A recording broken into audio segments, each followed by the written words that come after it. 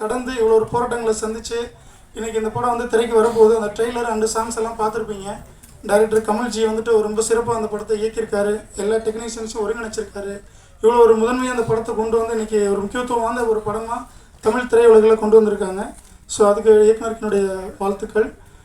மேடையில் வீட்டிருக்கக்கூடிய நம்மளுடைய திருமாவளவன் ஐயா அவர்கள் நிறைய சிரமங்களுக்கு மத்தியில் நேரத்தை ஒதுக்கி நமக்காக இந்த சிறுவர்களை வாழ்த்து வந்திருக்காங்க. அவங்களுக்கு என்னுடைய நெஞ்சார்ந்த நன்றிகள். கலைப்புலி தானே சார், நான் ஒரு வார்த்தையில் சொல்ல முடியாது. நான் வந்து ஒரு 20 நிமிஷம் பேசணும் அப்படின்னு சொல்லிட்டு நிறைய கனவோடு இருந்தேன். கொஞ்சம் தாமதமானதுனால ப்ரோக்ராம் தாமதமானதுனால நான் ஒரு சில வார்த்தைகளோடு முடிச்சுக்கிறேன்.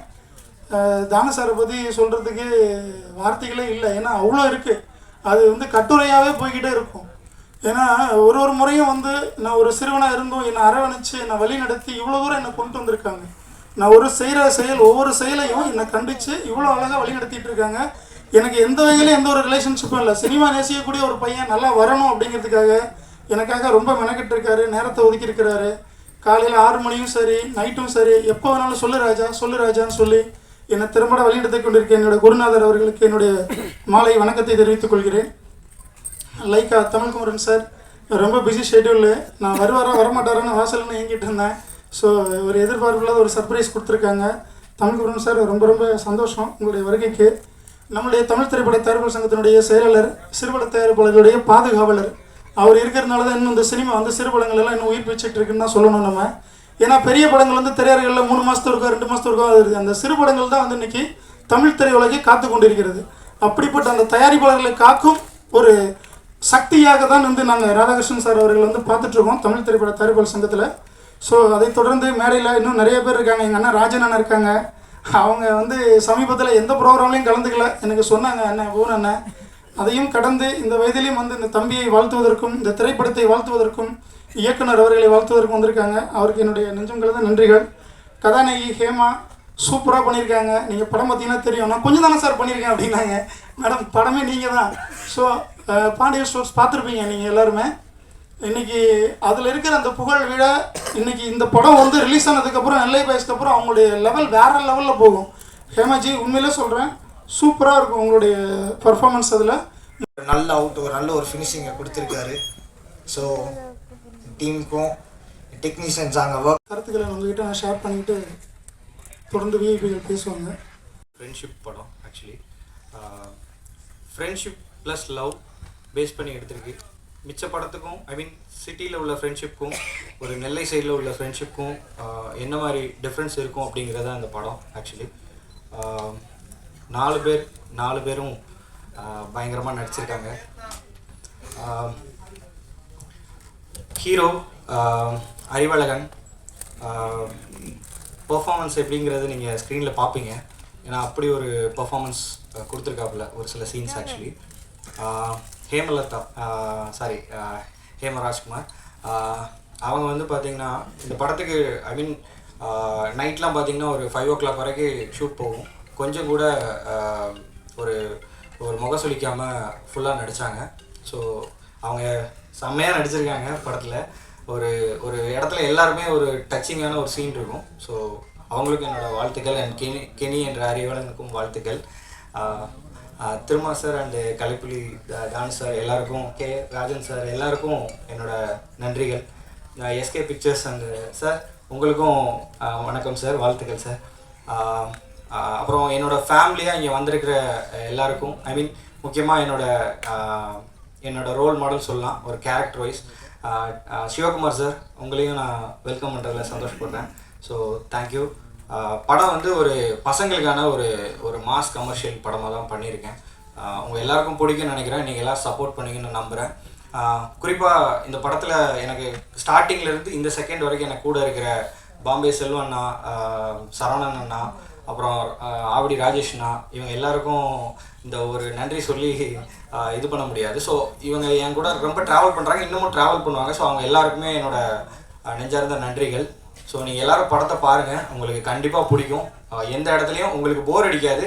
ஒரு பயங்கர ஃபாஸ்டான ஒரு கமர்ஷியல் படமாக இருக்கும்.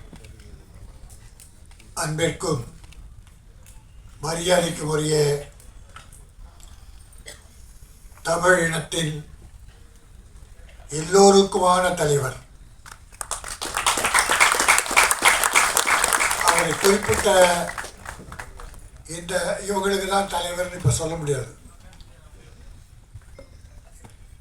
தலைவர் என்னுடைய உயிர் தம்பி திருமா.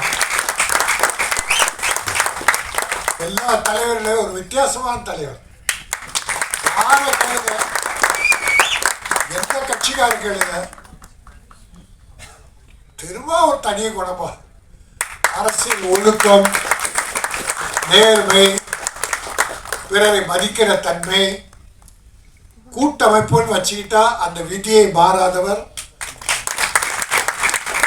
உரிமைகளை கேட்பாங்க, ஆனால் ஒத்து போயிடுவார்.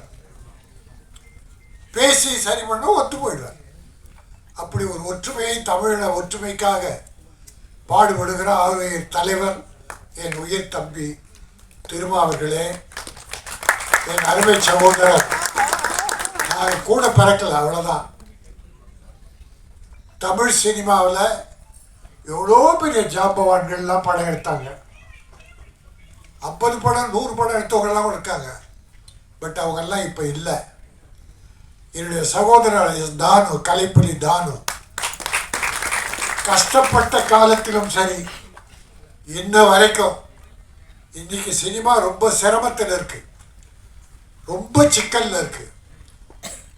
அந்த காலத்திலே ஒரு அற்புதமான படங்களை திட்டமிடுதல், செயல்படுதல், வெற்றி பெறுதல், அதே கொள்கையை வச்சிருக்கிற என்னுடைய கலைப்புலி தான் அவர்கள். அதுக்கடுத்து என் தம்பி ராதாகிருஷ்ணன், ப்ரொடியூசர் சங்க செயலாளர். அடுத்த தலைவராக வர போகிறதா சொன்னாங்க. அருமை தம்பி லைக்கா கம்பெனியை பாதுகாத்து கொண்டிருக்கிற தமிழ் மாறன்.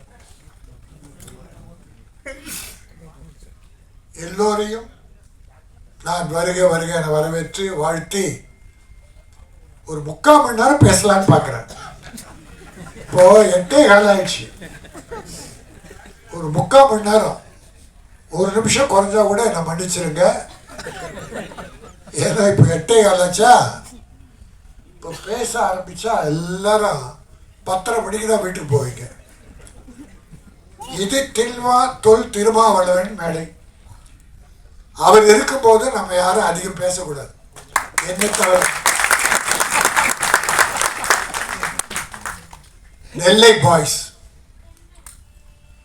ட்ரெய்லர் பார்த்தோம், சிறப்பாக இருந்தது. இளைஞர்கள் கூட்டம். டைரக்டர் நல்லா வேலை வாங்கியிருக்கீங்க. ஒரு பானை சோற்றுக்கு ஒரு சோறு பதம் என்பதை போல அந்த சின்ன காட்சிகள் நல்லாவே இருந்தது.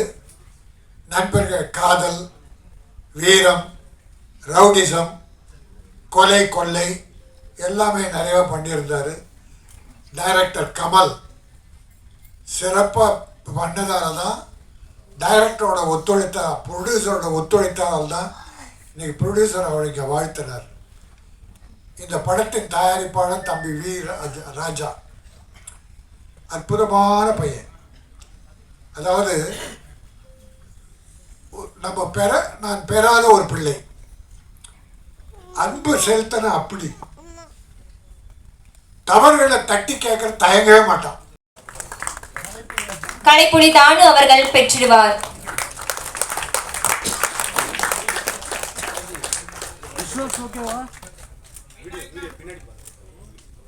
எடுத்தவங்களாம் கிட்ட வாங்க, அப்படி ஓரமா அப்படி வாங்க.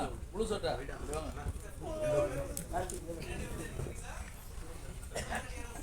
அண்ணா விஷுவல்ஸ் ஓகேவா? சார் நான் செல்லு கீழே இருக்கீங்க. அண்ணா முன்னாடி செல்லு கீழே இருக்கீங்க. இருக்குங்கண்ணா.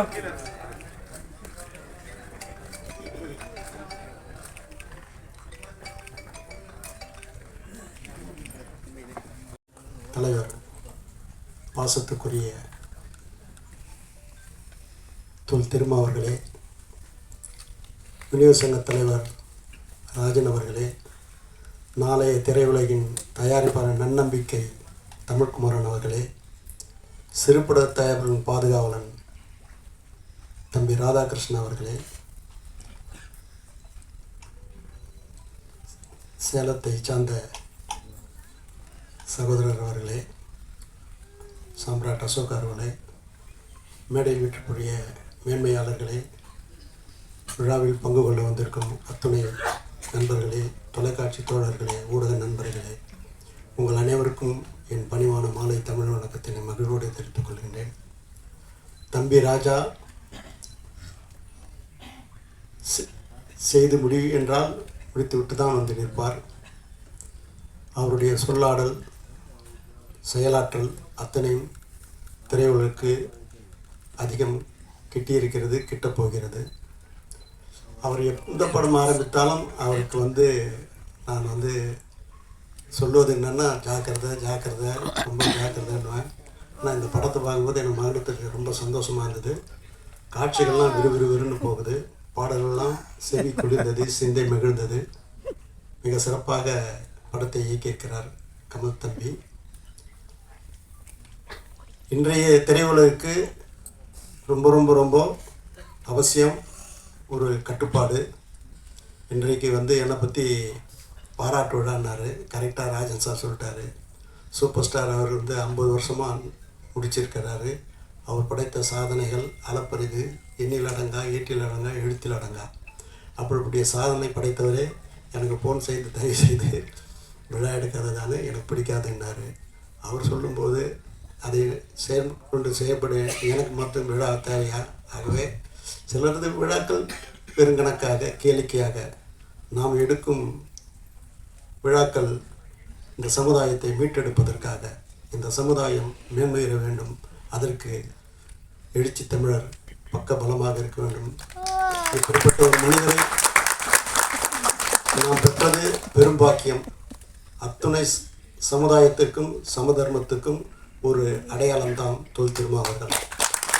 அப்படிப்பட்ட மனிதரோடு நாம் பயணிப்பதே நாம் பெற்ற பாக்கியம் என்று சொல்லி, தம்பி ராஜா மிகப்பெரிய இடத்துக்கு வருவாய், உயரிய நிலை அடைவாய், இந்த படம் மாபெரும் வெற்றி அடையும் என்று சொல்லி வாய்ப்புக்கு நன்றி தெரிவித்து விடுவது. நன்றி. என்னுடைய அண்ணன் பாசத்துக்குரிய ராஜன் அவர்களே, எங்களை எந்நாளும் வழி நடத்தி கொண்டிருக்கிற அண்ணன் கலைப்புலி தானு அவர்களே,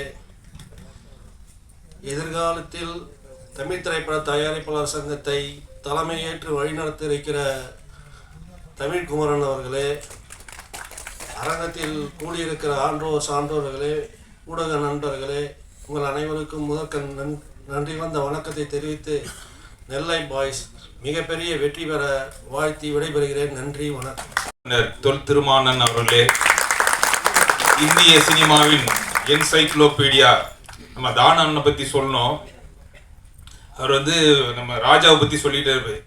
நான் போகிறப்பெல்லாம் சொல்லுவார், நல்லா துடிப்பான இளைஞர் தம்பி அப்படின்னு சொல்லுவார். ராஜாவுக்கு மட்டும் இல்லை, அங்கே சிறுபட தயாரிப்பு அவ்வளோ பேர் அண்ணா ஆஃபீஸில் உட்காந்துருப்பாங்க. ஒரு 3 நாளைக்கு முன்னாடி போனால் கூட்டம் கம்மியாக இருந்தது. அண்ணன்கிட்ட கேட்டேன், என்னண்ணா இப்போ மட்டும் இல்லை தம்பி, இப்போ தான் போனாங்க அப்படின்னாரு. எனக்கே ஒரு மணி நேரம் அட்வைஸ் பண்ணுவார். அது சின்ன தயாரிப்பாளர், பெரிய தயாரிப்பாளர் எல்லாருமே சினிமா நல்லா இருக்குன்னு சொல்லி அப்படி ஒரு மாமனிதரை நீங்கள் பார்க்கவே முடியாது. தானன் மாதிரி ஒரு 2 பேர் தமிழ் சினிமா எங்கேயோ போயிடும். அந்த தானன் அவர்களே மற்றும் ராஜன் அவர்களே, ராதாகிருஷ்ணன் அவர்களே மற்றும் அசோக் சாம்ராட் அவர்களே, இந்த இசை நிகழ்ச்சிக்கு வருகின்றுள்ள பத்திரிகை ஊடக நண்பர்களே, உங்கள் அனைவருக்கும் எனது பணிவான வணக்கம். ராஜா நம்ம கடந்த முறை தேர்தலில் தான் தெரியும், ரொம்ப துடிப்பான இளைஞர். அவர் ஒரு இடத்துல இருக்க மாட்டார், அவ்வளோ இதாக இருப்பார், ரொம்ப விசுவாசமாக இருப்பார் எல்லாத்துக்கும். ஆனால் அவருக்காகவே அன்பு தம்பி இந்த படத்தில் மிகப்பெரிய லெவலில் வரணும், படம் ஒரு வெற்றி படமாக அமையணும். அதேமாதிரி என்டையர் டீம், நம்ம டைரக்டர் கமல்ஜி, இசையமைப்பாளர், ஒளிப்பதிவாளர் எல்லாருக்கும் மிகப்பெரிய வெற்றி அடைன்னு சொல்லி வாழ்த்தி இந்த வாய்ப்புக்கு நன்றிகள் விடைபெறுகிறேன். திரைப்பட தயாரிப்பாளர் சங்கத்தின் துணைத் தலைவர் அன்பு இளவல் தமிழ்குமரன் அவர்களே, தமிழ் திரைப்பட தயாரிப்பாளர் சங்கத்தின் செயலாளர் திருமிகு ராதாகிருஷ்ணன் அவர்களே, மற்றும் இந்த நிகழ்வில் பங்கேற்று இதனை சிறப்பித்துக் கொண்டிருக்கிற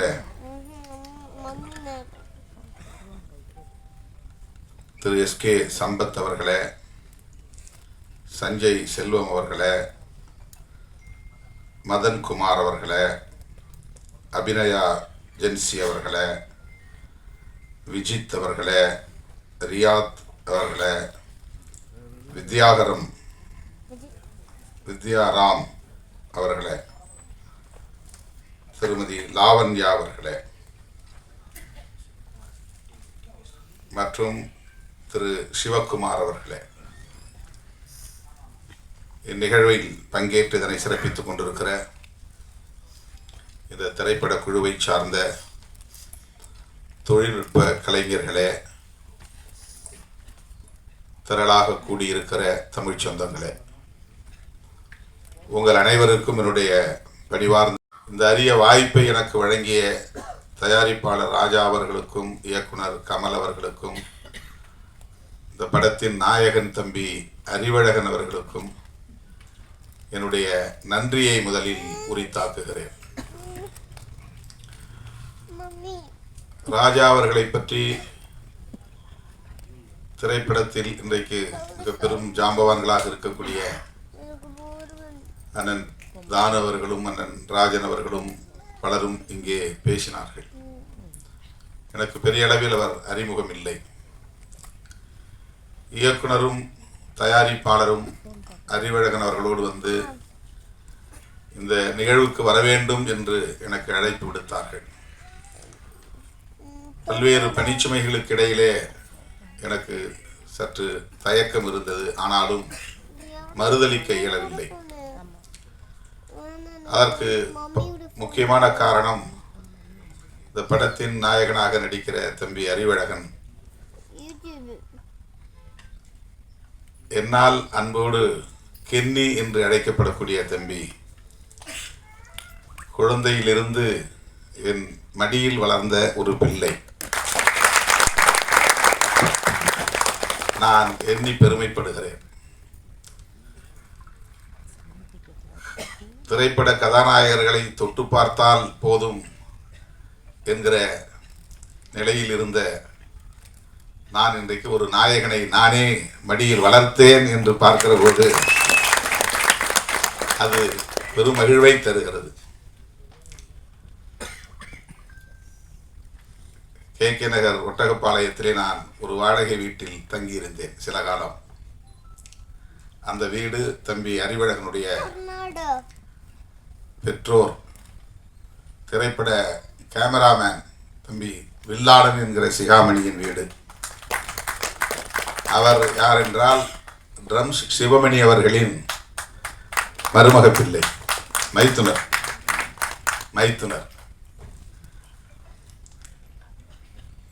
அந்த வீட்டில் நான் இருந்தபோது 1 வயதோ 2 வயதோ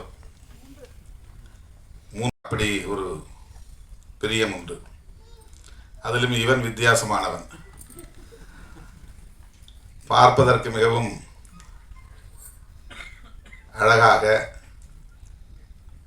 கவர்ச்சிகரமாக இருப்பான். அவ்வளவு அழகிய ஒரு குழந்தை, கொழுகொழுவென்று இருப்பான். அவன் நான் வெளியிலே சுற்றுப்பயணம் போய்விட்டு வந்து நள்ளிரவு வந்தாலும் அவனை பார்த்தால் விட மாட்டேன். காலையில் நிகழ்ச்சிகளுக்கு புறப்படுவதற்கு முன்பு அவனை பார்த்துவிட்டு தான் செல்வேன். அப்படி அவன் மீது ஒரு பிரியம்.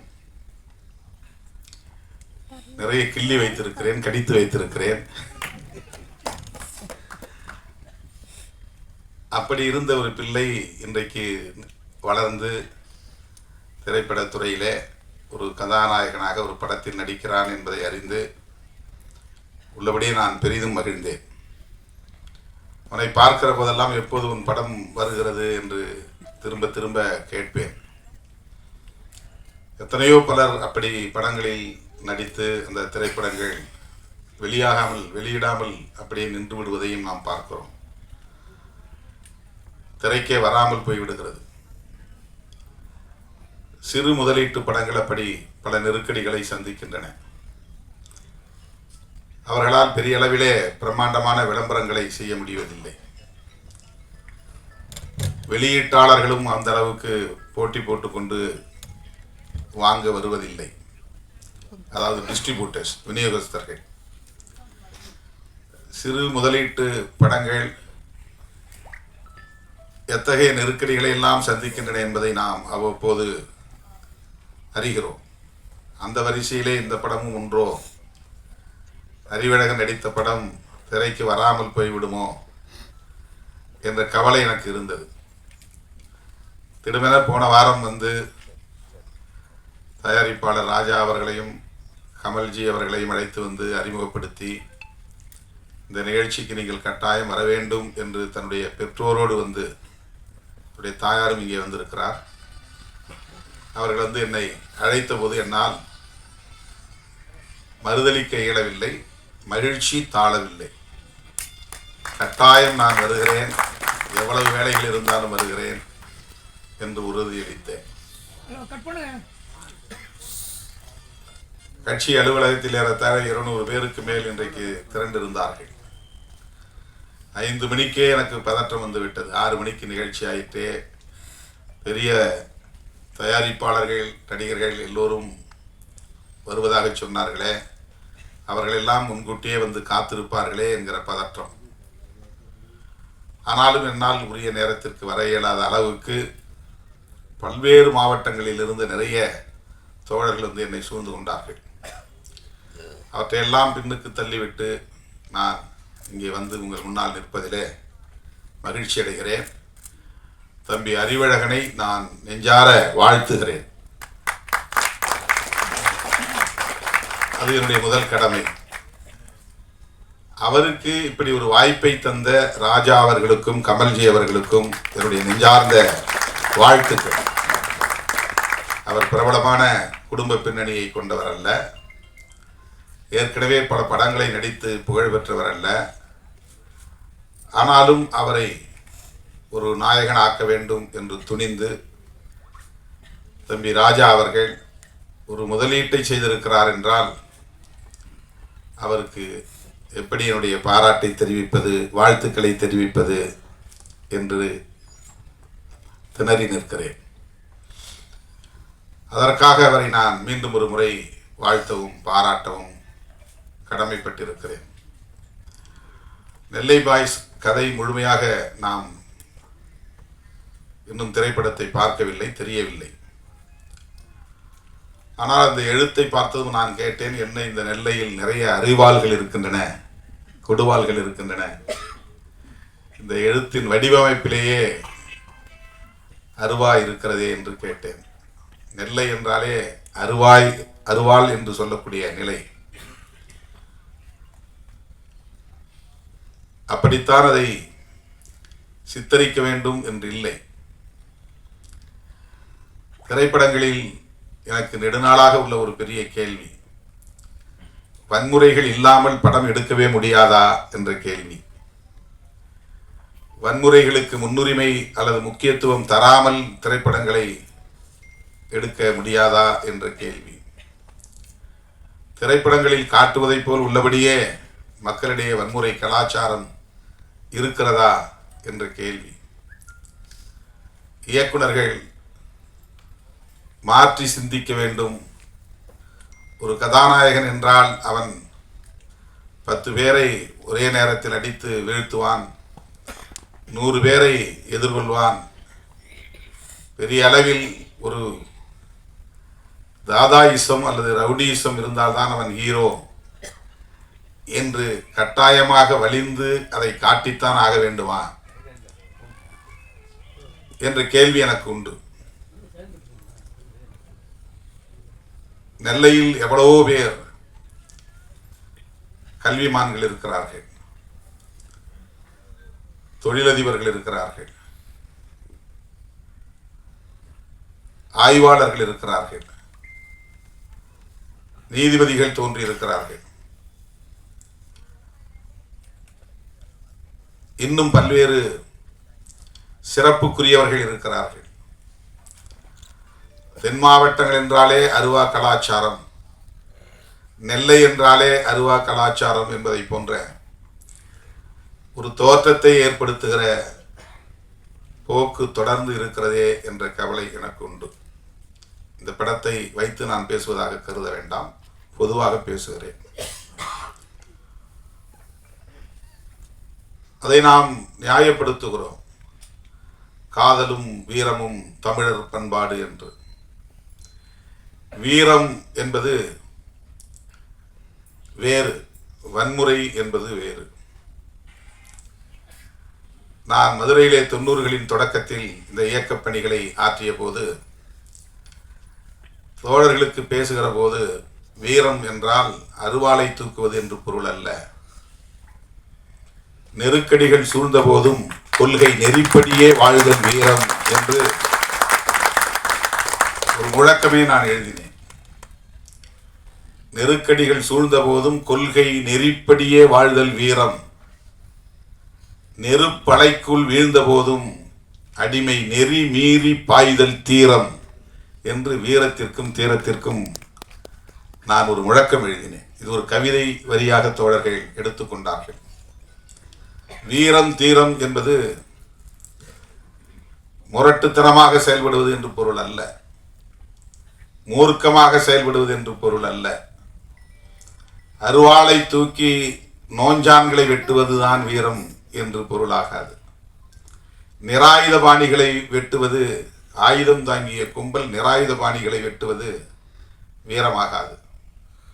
10 பேர் சேர்ந்து பேருந்திலே வருகிற நிராயுதபாணிகளை சுற்றி வளைத்து அவர்களை வெட்டி வீழ்த்துவது வீரம் என்ற ஒரு பார்வை இங்கே இருக்கிறது. அப்படி அல்ல. நாம் ஏற்றுக்கொண்ட கொள்கை, நாம் உள்வாங்கிக் கொண்ட கொள்கை, அந்த கொள்கைக்கு நெருக்கடி வருகிற போது அரசு தரப்பிலிருந்து வந்தாலும் பிற தரப்பிலிருந்து வந்தாலும், காவல்துறை தந்தாலும் அல்லது மற்றவர்கள் தந்தாலும், அந்த கொள்கையிலிருந்து ஒருபோதும் நான் வழுவ மாட்டேன், நழுவ மாட்டேன். சிறையில் அடைத்தாலும் அதிலிருந்து பின்வாங்க மாட்டேன். துப்பாக்கி சூட்டை நடத்தினாலும் அதிலிருந்து பின்வாங்க மாட்டேன் என்று எதிர்த்து நிற்பதுதான் உண்மையான வீரம். ஆனால் நாம் இங்கே வன்முறையை வீரமாக சித்தரிக்கிறோம். ரவுடியிசம் என்பது வேறு, ஹீரோயிசம் என்பது வேறு. ஆனால் இங்கே ரவுடியிசம் தான் ஹீரோயிசமாக மீண்டும் மீண்டும் உயர்த்தி பிடிக்கப்படுகிறது. புரட்சி என்பது வேறு, வன்முறை என்பது வேறு என்று நான் ஒரு பாடல் ஒரு திரைப்படத்திற்காக எழுதி கொடுத்தேன். அந்த பாடலும் திரைப்படத்தில் வந்தது. புரட்சி என்பது கட்டாயம் ரத்தம் சிந்திதான் ஆக வேண்டும் என்று இல்லை.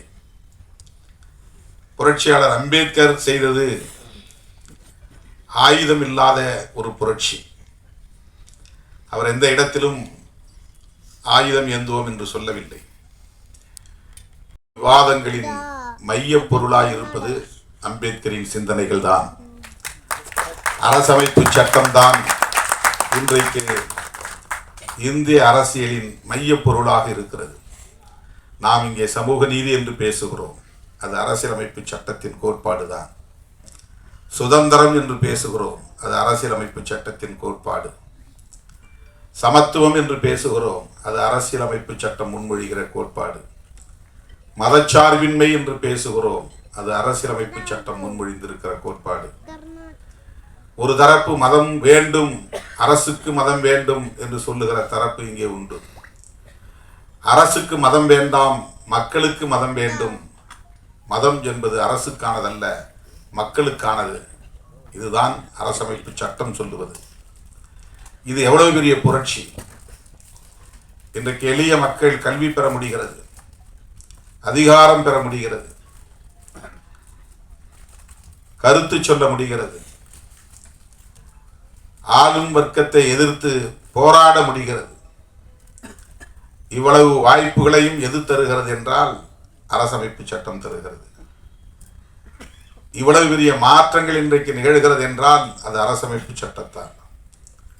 ஒரு காலத்தில் பெண்கள் வீட்டை விட்டு வெளியே வர முடியாது, பெண்களுக்கு கல்வியே இல்லை என்கிற நிலை இருந்தது, சொத்துரிமை இல்லை என்கிற நிலை இருந்தது. அவர்கள் விரும்புகிற வாழ்க்கையை தீர்மானிக்க முடியாத நிலை இருந்தது. இன்றைக்கு அதுவெல்லாம் மெல்ல மெல்ல மாறி வருகிறது. 12ஆம் வகுப்பு தேர்வு முடிவுகள் வருகிற போது மாவட்டத்திலும் சரி மாநிலத்திலும் சரி முதல் மதிப்பெண் எடுக்கிறவர்கள் பெண் பிள்ளைகளாக இருக்கிறார்கள். விளையாட்டு போட்டிகளாக இருந்தாலும் வேறு வகையான போட்டிகளாக இருந்தாலும் அதிலே இன்றைக்கு பெண் பிள்ளைகள் முதலிடத்தில் இருக்கிறார்கள். இந்த சில பத்தாண்டுகளில் இவ்வளவு பெரிய முன்னேற்றம் பெண்களிடையே ஏற்பட்டிருக்கிறது. அவர்களால் நீதிபதிகளாக இருந்து தீர்ப்பு வழங்க முடிகிறது, வழக்கறிஞர்களாக இருந்து வாதாடி வெற்றி பெற முடிகிறது, அரசியல் தலைவர்களாக இருந்து கட்சியை வழிநடத்த முடிகிறது. இதற்கெல்லாம் வழிவகுத்தது எது என்றால் அரசமைப்பு சட்டம்தான். இதுதான் புரட்சி, அமைதி புரட்சி. எனவே வன்முறையை புரட்சி என்று நாம் கருதக்கூடாது. ரவுடிசத்தை ஹீரோயிசம் என்று நாம் சித்தரிக்க கூடாது. சொல்லுவதற்கு, பேசுவதற்கு, விவாதிப்பதற்கு, வெற்றிகரமாக அதை மக்களிடத்திலே கொண்டு போய் சேர்ப்பதற்கு நிறைய கருப்பொருள்கள் இருக்கின்றன. தயாரிப்பாளர்களும் இயக்குனர்களும் இன்னொரு கோணத்தில், மாற்று கோணத்தில் சிந்தித்து படைப்புகளை கொண்டு வருவதற்கு நிறைய வாய்ப்புகள் இருக்கின்றன.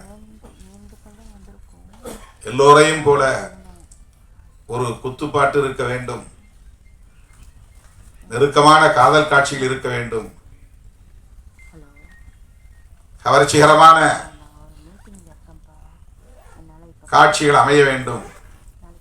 அதுதான் வியாபார உத்தி என்று ஒரு வரையறையை வைத்துக்கொண்டு ஸ்கிரிப்ட் எழுதுகிற நிலை இருக்கிறது. அந்த வரையறைகளை உடைக்க முடியும். கதாநாயகங்களின் மூலம் நம்பிக்கையை மக்களிடத்திலே விதைக்க முடியும். எவ்வளவோ கருப்பொருள்கள் நமக்கு இந்த சமூகத்தில் கிடைக்கின்றன. இந்த திரைப்படம் வன்முறையை அடிப்படையாக கொண்டிருக்கிறதா அல்லது கவர்ச்சிகரமான காட்சிகளை கொண்டிருக்கிறதா என்று நமக்கு தெரியாது. ஆனால் பொதுவாக இப்படி ஒரு பார்வை இருப்பதை நாம் பார்க்கிறோம். நான் பார்க்குற எல்லா படங்கள்லையும் குறைஞ்சது 3 சண்டை இருக்கு, 4 சண்டை இருக்கு. அதில் கடுமையான இரத்த வெறி கொண்ட வன்முறைகள் இருக்கின்றன. அதை பார்க்க பார்க்க பார்க்க வன்முறை என்பது இயல்பானது என்று ஒரு உளவியல் இங்கே கட்டமைக்கப்படுகிறது. வன்முறையை கண்டு ஐயோ இது பாவம், இது தவறு, இது அநீதி, இப்படி செய்யலாமா என்று பதறுகிற உள்ளம் போய் இதுவெல்லாம் இயல்பானது, இதுவெல்லாம் நடக்கும், இவையெல்லாம் நடக்கத்தான் வேண்டும் என்று ஒரு பொது உளவியலை இத்தகைய காட்சிகள் கட்டமைக்கின்றன. வன்முறையின் மீது ஒரு எதிர்மறை விமர்சனம் இல்லாமல் அதை கடந்து போகிற நிலை உளவியலாக கட்டமைக்கப்படுகிறது. எந்த ஒரு காட்சியை திரும்ப திரும்ப நாம் காட்டுகிறோமோ அந்த காட்சி இயல்பான ஒன்றாக மாறிவிடுகிறது. எவ்வளவு பேரை தீ வைத்து கொளுத்தினாலும் நம்ம கண்டுக்காம இருக்கிறோம். ஏன்னா திரைப்படங்களில் பார்த்த காட்சிகள் பெண்களை நிர்வாணப்படுத்தி பெட்ரோல் ஊற்றி கொளுத்தினாலும் நாம் அப்படியே அதை வெறும் காட்சியாக பார்த்து கொண்டு சாப்பிட்டு கொண்டிருக்கிறோம், அரட்டை அடித்துக் கொண்டிருக்கிறோம். நம் மனம் பதறுவதில்லை. இவையெல்லாம் வாழ்க்கையில் நடக்கிறது. கொடூரமான படுகொலைகள் நடக்கின்றன. மேலவளவிலே 7 பேரை வெட்டி படுகொலை செய்கிறார்கள் பட்டப்பகலில். தமிழ்நாடு அமைதியாக இருந்தது. திண்ணியம் என்கிற இடத்திலே ஒருவன் கொடுத்த பணத்தை திருப்பி கேட்டான் என்பதற்காக அவனை கட்டி வைத்து உதைத்து அவன் வாயிலே மலத்தை திணித்தார்கள். நாடு அமைதியாக இருந்தது. 2002ஆம் ஆண்டு நான் வன்னிக்கு போயிருந்த போது அண்ணன் பிரபாகரன் அவர்கள் போனவுடன் என்னிடத்தில் கேட்ட கேள்வி இதுதான். திண்ணியத்தில் ஒருவன் வாயில் மலத்தை திணித்தானே, என்ன கொடுமை, 3 நாள் நான் உறங்கவே இல்லை. இதையெல்லாம் எப்படி உங்கள் மாநிலத்து தலைவர்கள் சகித்து கொண்டு அமைதியாக இருக்கிறார்கள்? வாயிலே மலத்தை திணித்தவன் இன்னும் உயிரோடு இருக்கிறானா என்று கேட்டான். ஒரு அநீதி நடக்கிற போது ஒருவன் உள்ளம் கொதிக்கிறது என்றால் அவன்தான் புரட்சியாளன். எந்த ஊர்ல நடக்குது, எங்க ஊர்ல நடக்குதா அப்படின்னு பார்த்து கொதிப்படைகிறது இல்லை. எங்க சாதிக்கு நடக்குதான்னு பார்த்து கொதிப்படைகிறது கொதிப்பல்ல, புரட்சி அல்ல. எங்கோ ஒரு இடத்தில் அநீதி நடக்கிறது என்றால் இந்த அநீதி நடப்பது கொடுமை என்று பதறுகிற அந்த உள்ளம், அதுதான் புரட்சிகர உள்ளம். அப்படி பதற முடியாமல் ஆக்குவது எது என்றால் திரைப்படங்களில் காட்டுகிற இத்தகைய காட்சிகள் தான். தினந்தோறும் பார்க்குறோம், எல்லா படத்திலும் வன்முறைகள். 10 பேர் சேர்ந்து ஒரு கொடூரமாக வெட்டி படுகொலை செய்யக்கூடிய காட்சிகள், ரத்தம் தெறிக்கிற காட்சிகள், இதுவெல்லாம் நம்ம ஒரு படமாக தான் காட்சியாக தான் நடத்துகிறோம். ஆனால் அதை பார்க்குற மக்கள் மத்தியில் அது ஒரு தாக்கத்தை ஏற்படுத்துகிறது. அது ஒரு பொது உளவியலை கட்டமைக்கிறது. இப்படி தான் நடக்கும். அங்கே 2 பேரை வெட்டிட்டாங்களா, 10 பேரை வெட்டிட்டாங்களா, அதை பற்றி நமக்கு பிரச்சனையே இருக்காது, கவலையே இருக்காது, பதற்றமே இருக்காது, படபடப்பு இருக்காது, பதைப்பு இருக்காது. அப்புறம் அநீதி நிகழ்ந்து கொண்டே தான் இருக்கும். வீட்டுக்குள்ளே புகுந்து ஒருத்தர் துப்பாக்கியால் சொல்கிறான் கர்நாடகாவில். ஏண்டான்னா அவன் இடதுசாரி சிந்தனையாளர். நாடு அமைதியாக இருக்கிறது, பதறவே இல்லை. அந்த கவலையிலிருந்து நான் இதை சுட்டி காட்டுகிறேன். இந்த திரைப்படத்தை முழுமையாக பார்க்க ஆசை. ஏனென்றால் அதிலே தம்பி அறிவழகன் கதாநாயகனாக நடித்திருக்கிறான் என்பதும் ஒரு காரணம். நெல்லை பாய்ஸ் எப்படிப்பட்டவர்களாக இருக்கிறார்கள், நம்முடைய கமல்ஜி அதை எப்படி இயக்கியிருக்கிறார், நடிகராகவும் தயாரிப்பாளராகவும் இருக்கிற தம்பி ராஜா அவர்கள் எப்படி இதிலே கவனம் செலுத்தி இருக்கிறார், அவருக்கு எதிர்காலம் இருக்கிறது என்று அண்ணன் ராஜன் அவர்களும் பேசினார், அண்ணன் தானு அவர்களும் பேசினார். ஒரு படத்தை தயாரிப்பது எவ்வளவு பெரிய போராட்டம் என்பது நமக்கு தெரியும். சிறு முதலீடு என்றால் அதற்கு சிறு படம் என்று நாம் சொல்லுகிறோம். எந்த படமும் சிறிய படம் பெரிய படம் என்று இல்லை. முதலீடு தான் சிறிய முதலீடு, பெரிய முதலீடு. சிறு முதலீட்டு படங்கள் என்று வேண்டுமானால் நாம் சொல்லலாம், சிறு படங்கள் என்று சொல்லக்கூடாது. தயாரிப்பாளர்களுக்கு இருக்கிற நெருக்கடி அவர் அந்த படத்தை தயாரித்து அதை திரைக்கு கொண்டு வருவது என்பது எவ்வளவு பெரிய போராட்டம் என்பது நமக்கு தெரியும். வந்ததும் அண்ணன் சொன்னார், 200 படம் வருதுன்னா 190 படங்கள் படுத்துக்குது, 10 படங்கள் தான் ஓடுது. ஆனாலும் இன்னும் 100 பேர் திரும்ப அந்த களத்துக்குள்ள வராங்க. இந்த தகவலை சொன்னார். தயாரிப்பாளர்கள் நலிவடைந்து விடக்கூடாது, நட்டமடையக்கூடாது. அவர்களும் இங்கே பாதுகாப்பாக தொடர்ந்து இயங்க வேண்டும். அதற்காகத்தான் இந்த சங்கங்கள் எல்லாம், தயாரிப்பாளர்கள் சங்கம், இயக்குனர்கள் சங்கம் என்று ஒவ்வொரு கலைஞர்களுக்கும் தனித்தனியே சங்கங்கள். தயாரிப்பாளரும் இயக்குனரும் ஒருமித்த கருத்தோடு இணைந்து இயங்கினால்தான் ஒரு படம் முழுமை பெறும். அந்த படத்தை திரைக்கும் கொண்டு வர முடியும். அதற்கு இந்த சூழல் ஏதுவாகவும் அமைய வேண்டும். இவற்றையெல்லாம் கடந்து இயக்குனர், தயாரிப்பாளர் போன்றவர்கள் ஒரு படத்திலே எந்த காட்சிகளை அமைக்க வேண்டும் என்பதிலும் ஒரு முற்போக்கான பார்வை கொண்டிருக்க வேண்டும். சாதி அமைப்பை நியாயப்படுத்துவது, சாதி பெருமையை உயர்த்தி பிடிப்பது, மதவாத அரசியலை நியாயப்படுத்துவது, இவையெல்லாம் சமூகத்தின் நலன்களுக்கு உகந்தவையா என்கிற சிந்தனை தேவை. பெரியார் அதற்காக தம் வாழ்க்கையை முழுமையாக ஒப்படைத்துக் கொண்டார். 65 வயதிலேயே தன் வாழ்வை முடித்துக் கொண்டார் புரட்சியாளர் அம்பேத்கர். அல்லும் பகலும் படித்து படித்து எழுதி எழுதி உறக்கம் இல்லாமல் அந்த வாழ்வை முடித்துக் கொண்டார். அவர்களெல்லாம் இந்த சமூகத்தில் எத்தகைய மாற்றத்தை உருவாக்க விரும்பினார்களோ அந்த மாற்றத்தை உருவாக்குவதற்கு நாம் பெரிதாக திரைப்படத்திலே பிரச்சாரம் செய்ய முடியாது. ஆனால் அதற்கு எதிரான காட்சிகளை அமைத்து ஒரு எதிரான போக்கை சமூகத்திலே வளர்த்து விடாமல் இருந்தாலே போதும். இது என்னுடைய பணிவான வேண்டுகோள். இளம் இயக்குனர், இளம் தயாரிப்பாளர், இவர்களுக்கு எதிர்காலம் இருக்கிறது.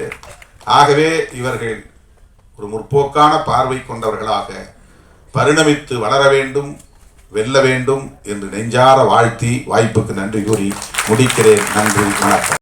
நன்றி தெரிவிச்சுக்கிறேன். நன்றி, வணக்கம்.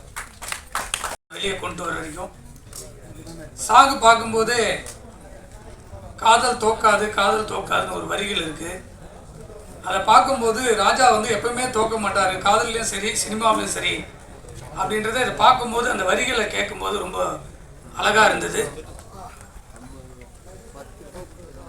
உலகத்தில் நம்ம எங்கே இருந்தாலும் அரசியல் தலைவருடைய ஃபோட்டோ இருக்கும். ஆனால் ஒரு தலைவருடைய ஃபோட்டோ மட்டும்தான், பிரபாகருடைய ஃபோட்டோ எல்லாருடைய பாக்கெட்டில் இருக்கும். அதுபோல் எல்லா ஊரிலையும் இருக்கக்கூடிய தமிழருடைய எழுச்சியாக இருந்து அரசியல் களத்திலையும் மக்களுடைய எளிமையிலையும் சாதாரண இடத்திலிருந்து அறிவென்ற பொக்கிஷத்தை சினிமாவுக்காக பேசலான்னு ஆசைப்பட்டோம். ஒவ்வொரு மேடையிலும் பேசிகிட்டு இருக்கோம். ஆனால் இன்னைக்கு அவருக்கு பேசியிருக்கக்கூடிய சித்தாந்தங்கள் எல்லாம் பார்க்குற போது கேட்குற போது சினிமாவில் இருக்கிற சின்ன சின்ன விஷயத்தை கூட அவர் பொதுவான மக்கள் மத்தியில் கொண்டு போய் சேர்க்கும் போது ஒவ்வொரு வரிகளையும் உன்னிப்பாக அவர் பேச பேச கேட்டுக்கிட்டே இருந்தோம். காரணம், திரைப்படத்தின் தயாரிப்பாளர் தம்பி ராஜா அவர்களே, இயக்குனர் கமல்ஜி அவர்களே, திரைப்படத்தின் கதாநாயகன் தம்பி அறிவழகன் அவர்களே, கதாநாயகி தங்கை ஹேமா அவர்களே, இந்நிகழ்வில்